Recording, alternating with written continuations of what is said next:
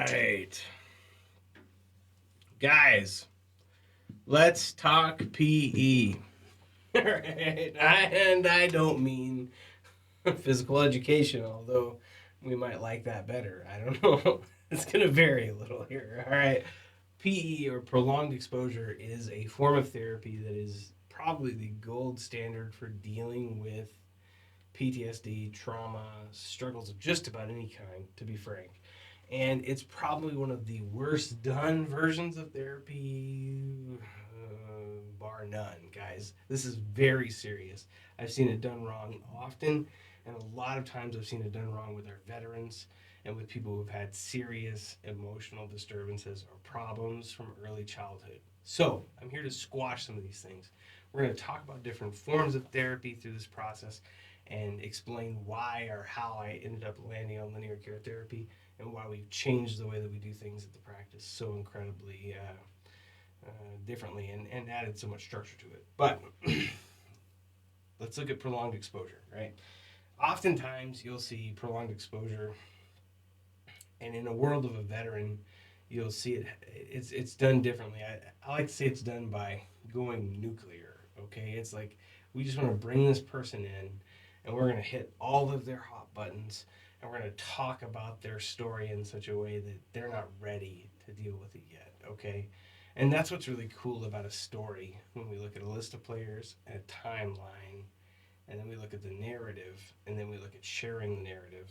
Okay, we look at that being 4 layers deep. We talk about it, we write it, we read it, we share it. Okay, prolonged exposure is very different from just going nuclear and diving right into a person's battle story, okay, or right into a person's traumatic event. Like, this is really difficult when we start to see how often this has been done wrong. If I bring up prolonged exposure or exposure therapy in sessions with veterans or with people with trauma, oftentimes their first response is not just no, heck no. Don't even talk to me about it. Don't even bring it up. We're not going there. And that's when I tell a person, dude, you're right. You're right. We're actually not going to go there. At least not in the way that you think we're going to go there. We're going to go there in this 4 layer deep method that helps a person address it in a much easier way that we just covered. Okay? This is super palatable comparatively. All right, we're going to just talk about a circumstance. We're not even going to dive in. All right? Then we're going to write the circumstance. All right. Then we're going to read it. All right. And then we're going to share it. Okay, this is what's really, really cool. Is when a person does it this way, it's very different from just going in and deep diving into a problematic event, be it whatever it is. Okay, so talking about it is something that they've done ish before, right? If it's internal or external. Writing about it, reading it, and sharing it is something they've probably never done, and sometimes they've never even done this. All right, but the way that we do prolonged exposure is through our life story. Okay, we do it through our list of players, we do it through our timeline, and then we do it through our narrative. Okay, this is a much easier way to deal with exposure than just going nuclear.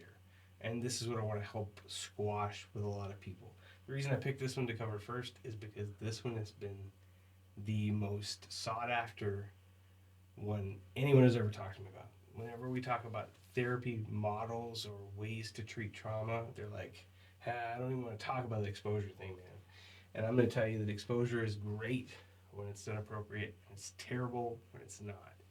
So when we want to help someone talk about traumatic events, we want to do it in a palatable way, and we want to do it measured, and we want to do it structured. All right, and that's where we want to talk to that person and say, hey, let's talk about exposure really quick. Believe it or not, just saying that is exposure therapy.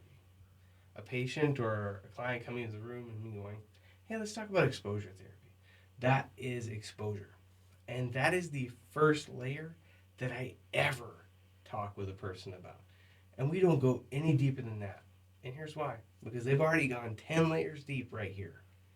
Because they're already thinking about it. Okay? And that alone is enough exposure for layer 1. We just say the word exposure, right?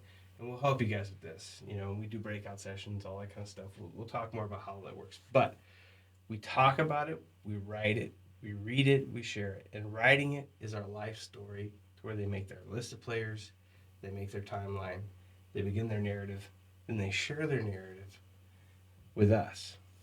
And that's when we see true freedom. We see this being 4 layers deep of exposure, to where it starts off with just them talking or even thinking about it. And then we see them go deeper and deeper and deeper, to the point that they can then talk about this circumstance with anybody. And that's what's so really cool. We actually have people record testimonies at the practice, because then when they record these testimonies, they're talking about their garbage. And you know what? It's just so freeing. And guys, I'm telling you, exposure doesn't have to be scary, but it often is. And we just need to do exposure in an appropriate, measured way. And this is the way to do that. And I want us to really dive deeper into this in either one-on-ones or breakout sessions. But this is the overview. Let me know what you think.